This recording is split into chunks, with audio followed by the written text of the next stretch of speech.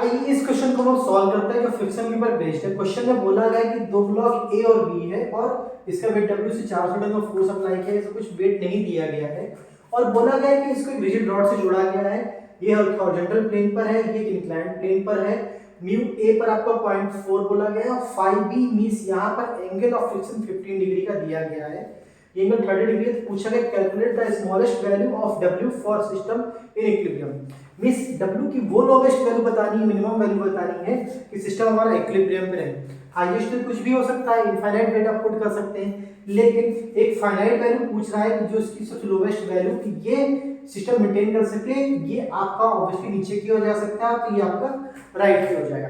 सो आप ध्यान से देखिए कि इसको नीचे जाने से रोकने के लिए हमें इसका एक सफिशिएंट वेट चाहिए, यही इस क्वेश्चन में पूछा गया है। तो हम लोग सॉल्व करते हैं इसको। तो इसलिए एलपीडी बनाएंगे दोनों ब्लॉक का। उससे पहले आप समझिएगा कि यहाँ पर जो है टेंशन टी आएगी जो हम लोगों ने पहले से लिखी हुई है इस रॉड पर, जो ये इसको पुश करेगी, ये टेंशन टी इसको पुश करेगी म्यूचुअल, ये इन दोनों के बीच में ब्रिज का काम करेगी टेंशन वैल्यूज को फाइंड आउट करने के लिए। तो हम लोग दोनों ब्लॉक का एफबीडी बनाते हैं। तो देखिए ब्लॉक ए के लिए एफबीडी के लिए हमने ब्लॉक ए बनाया।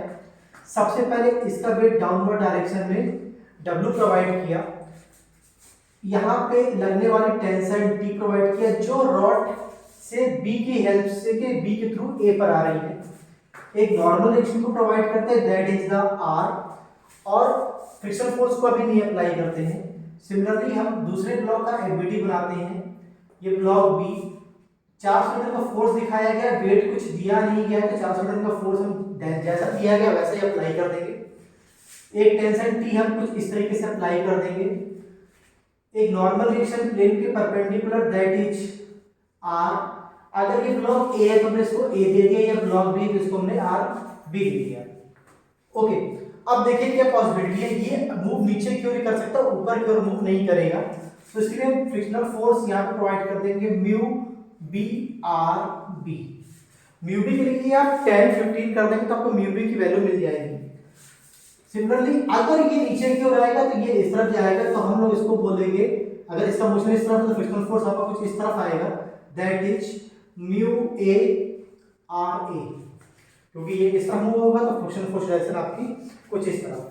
अब देखिए ये हमारा एफबीडी कंप्लीट हो गया। हमने नॉर्मल रिएक्शन अप्लाई कर दी, फोर्सेज अप्लाई कर दी, टेंशन अप्लाई कर दी और फ्रिक्शनल फोर्स को अप्लाई कर दिया। Now we have to solve this value. Solve करने के लिए देखिए यहाँ पर 1 2 3 अननोन है, तो इस एफबीडी को हम बाद में सॉल्व करेंगे और इस एफबीडी को हम पहले सॉल्व करेंगे। सॉल्व करने के लिए हमें अप्लाई करना पड़ेगा sigma x equal to 0, sigma y equal to 0। उसके लिए हम क्या कर सकते हैं कि एंगल्स को दिखाते हैं।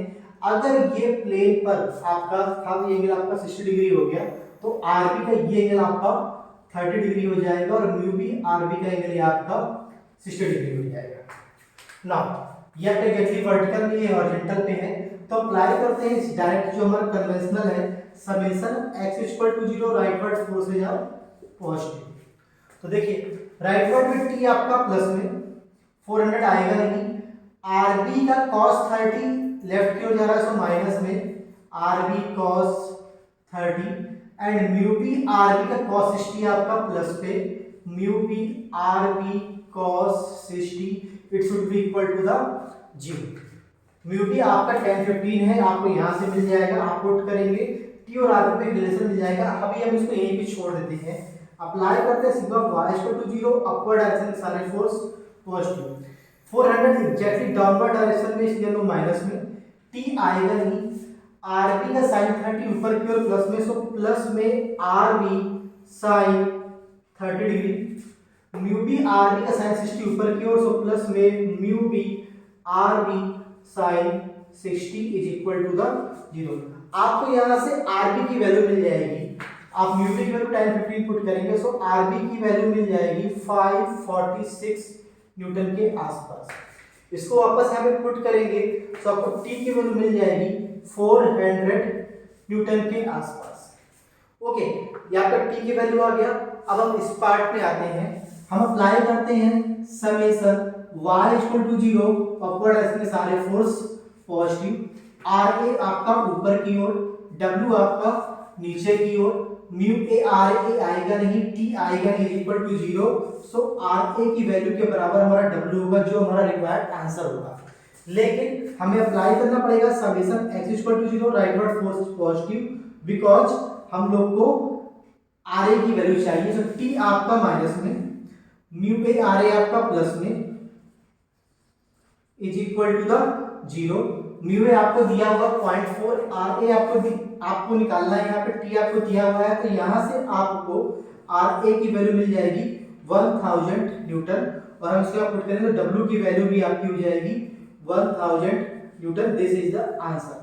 लेकिन अब देखिए इतना बड़ा हमने कैलकुलेशन किया, क्या हमारे पास कुछ और भी हम कर सकते थे? तो हम इस क्वेश्चन को दोबारा करेंगे और थोड़ा छोटे से करने की कोशिश करेंगे।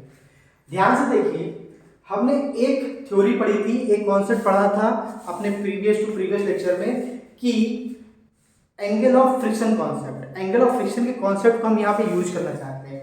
उसको थोड़ा सा हम रिवाइज करेंगे जिससे कि आप उसको और समझ पाए। तो देखिए हम सेम एफबीडी के लिए सॉल्व करेंगे।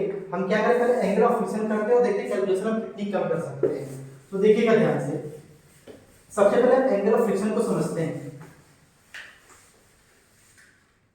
एंगल ऑफ फ्रिक्शन फिर से रिपीट कर रहा हूं, क्या कहता है कि अगर कोई ब्लॉक है या कोई बॉडी है, ओके, इस पे अगर कोई नॉर्मल रिएक्शन लग रहा है और कोई फ्रिक्शनल फोर्स आपका लग रहा है एफ आर या कुछ भी आपका, तो इनका कुछ रिजल्टेंट होगा। मान लीजिए वो रिजल्टेंट आपका कुछ इस तरीके से आता है एस, तो इस रिजल्टेंट का नॉर्मल रिएक्शन से जो एंगल आपका होता है वो होता है एंगल ऑफ फ्रिक्शन, और ये tan इनवर्स म्यू के बराबर होता है। यही आपको इस क्वेश्चन में गिवन था। हम इस चीज को यूज करके हम कैलकुलेशन कैसे छोटी कर सकते हैं, हम आपको ये देखना है इस क्वेश्चन। तो देखिए ध्यान से, मैं इसको यूज करता हूं ये लोकेशन पे। इस लोकेशन पे यूज करने के लिए देखिए हमें क्या करना होगा, हम एक पॉइंट एफबीडी बनाते हैं। फिर से इसका आगे आप ये बना चुके हो, सिंपली 400 का वेट एग्जैक्टली नीचे की ओर, टी आपका एग्जैक्टली हॉरिजॉन्टल में कुछ ऐसे लाइक दिस। अब हम क्या म्यू बी आर बी का एक रिजल्टेंट निकाल सकते हैं जो कि हमारा एस हो जाएगा। तो देखिए उसको निकालने के लिए बहुत ध्यान से एक पॉइंट बनाइए।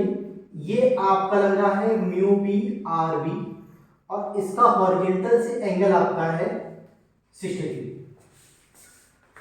आरबी हमने बनाया, सो ये हमारा बना आरबी, दिस इज आरबी, और इसका हॉरिजॉन्टल से एंगल हो गया 30 डिग्री। अब हमें क्या करना है, सिंपली हम एस को दिखाएंगे कुछ इस तरीके से।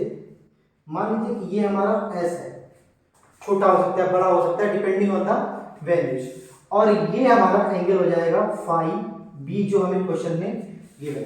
आप देखिए इस S का हॉरिजॉन्टल से एग्जैक्टली एंगल जो हम देखेंगे 30 प्लस 5b के इक्वल हो जाएगा। मतलब कि S जो है अगर एक्चुअल बनाए तो हॉरिजॉन्टल से ये आपका 45 डिग्री पर आपका S होना चाहिए। तो हम यहाँ पर इसको दिखा देते हैं, ये हॉरिजॉन्टल से S आपका 45 डिग्री पर। ये FBD equivalent to this FBD हो गया। हमें S की वैल्यू में कोई इंटरेस्ट नहीं है, हमें T चाहिए इस एफबीडी से, जिससे कि हम इस एफबीडी में यूज करके हम इसको सॉल्व कर सके। तो हम लोग इसमें सिंपली लामीज अप्लाई कर सकते हैं। आप देखेंगे S अपॉन साइन, ये आपकी वैल्यू जो है, S में हमारा इंटरेस्ट नहीं है तो हम उसको छोड़ देंगे, फिर भी लिख दे रहे हैं, is equal to 90 T divided by sine 90 plus 45 that is 135 is equal to 400 divided by sine, ये एंगल अगेन आपका 135 हो जाएगा। इन दोनों को इक्वल करते हैं, ये आपका कैंसिल आउट होता है, तो T इक्वल टू आपका आ जाएगा 400 न्यूटन। आप देखिए इतनी कम कैलकुलेशन करनी पड़ी पिछले कैलकुलेशन के रिस्पेक्ट में। अगेन आप इस चीज को यहाँ पर भी अप्लाई कर सकते हो, म्यू ए आर ए आप tan इनवर्स 0.4 ले सकते हैं, या फिर सिंपली आप डायरेक्टली इसको सॉल्व करके निकाल सकते हैं। इस तरीके से क्वेश्चन हमारा छोटा हो सकता है।